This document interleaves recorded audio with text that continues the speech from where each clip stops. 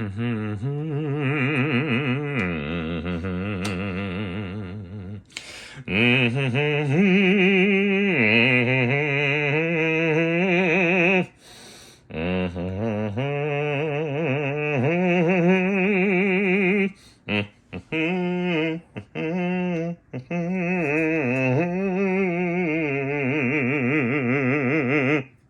of the morning, goons and mutants out there who want to swim by and watch this stuff. I'm warming up the bench. It's going to be a weird day. Well, not too weird. And you guys probably don't know this, but what I do for you guys, I would recommend kind of a seasonal bias adjustment for when there's like heavy AC usage, depending on your area and the climate. So what I do is I'll get you guys set up for bias running 120 from the wall there, just in case you might be marginal when the voltage is sitting at 115 or whatever, and then maybe it pushes you over, who knows. So just warming up all the gear. This is going to be a random just contemporaneous video where I just get some stuff out there so I could just feel good and move on with life. So here's my little rig. At the moment, I'm trying to reorganize my primary oscilloscope here, this little 20 megahertz leader LBO-508A went down. I have no trace. Now I'm troubleshooting it down to the trigger / sweep circuits. And talk about, this is not something you mess with when you're tired. I slipped and blew up my digital multimeter. That's a very expensive Agilent. And I just blew it up. Why? Because it was exposed to about 1600 volts DC. That's lethal. I could have killed myself. Be careful out there. Have your wits about you. Steve, everyone's getting an update. Steve, your AC15 CC1X. I'm almost finished. Got your new screen grid resistors there. I'm going to be using my scope here to measure ripple on your output, and then I'll go through the stages. And I don't want to increase filtering on the preamp, and not that it's not easy to access the board or pop in some new caps there for you. But that loose filtering in a preamp really that's the magic dust for these circuits, I think. Just one man's opinion. I'm going to be going through messing with your tone stack a bit, and seeing if I can go ahead and mimic that cathode follower circuit using some caps strapped across that plate resistor that's driving your tone stack. But we'll see. I have a super handy little decade box for those things here. I actually need to restore the electrolytic side and the resistor side. I'm probably gonna change where it says carbon resistors. I'm probably gonna change that to power resistors, like wire wound stuff for biasing these amps, I think. And this is super handy on the electrolytic side. You have an A and a B side, and that's this A-B, A-B, A-B, and so on. Pretty cool, right? You can push that over here and set it there if you want to test. Very handy.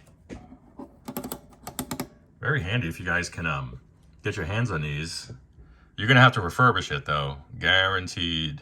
They're all drifty and nasty on the inside, trust me. Here's another part of the thing.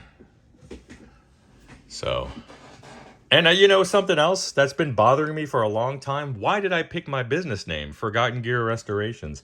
Well, because it has a deeper meaning, right? But maybe that's not what you should do for a business name.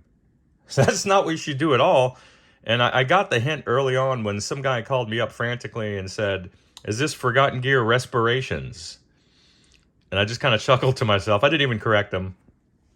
And then I got another comment via YouTube, actually, where the cool cat threw me a shout out, and he said forgotten gear registrations. So I ideally would like to get forgotten gear and just keep it at that. But that's already bought and paid for by another company. I might still try to do that. Who knows? Or maybe just go back to DeSalvo amplification or DeSalvo amps, which is what I used to run back in the day, you know. All right. What else can I tell you? That's about it. Oh yeah.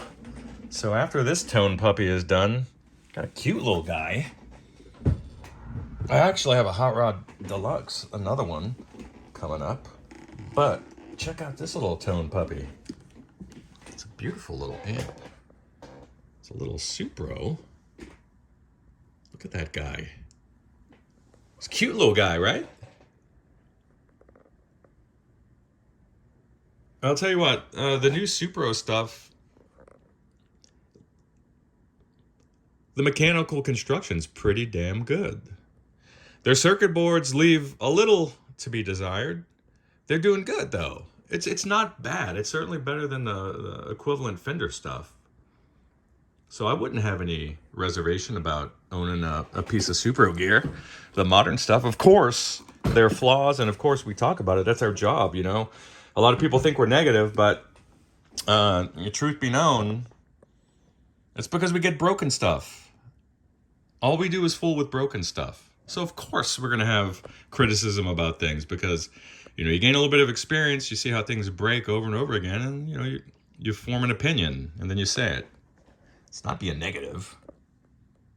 Maybe a little cynical or critical, but, I mean, somebody's got to be, right?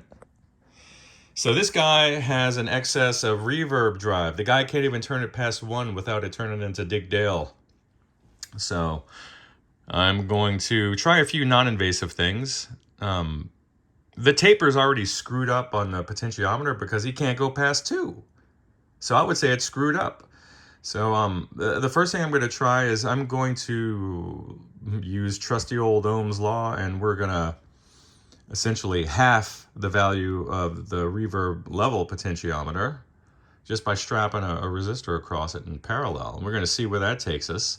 One of the main negatives to doing that is that it ruins the taper of the pot. Well, it's already ruined, and the guy just wants a little something subtle, a set it and forget it type arrangement. So in that instance, where you want to explore a little bit of the gray area, that's fine, you know. But if you're looking to have full sweep over your reverb pot, it's not the best thing to do. It's probably best to change some of the resistors, or even if you're looking at like adjusting the gain via, I need to dig into this schematic, and I don't think it's out there yet. It's not, as a matter of fact.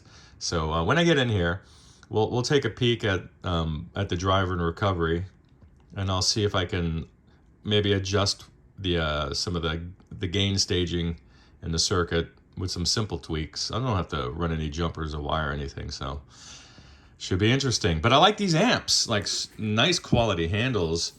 The covering, the cab covering material is very nice. It's a handsome color combination. The faceplate's beautiful. Love it.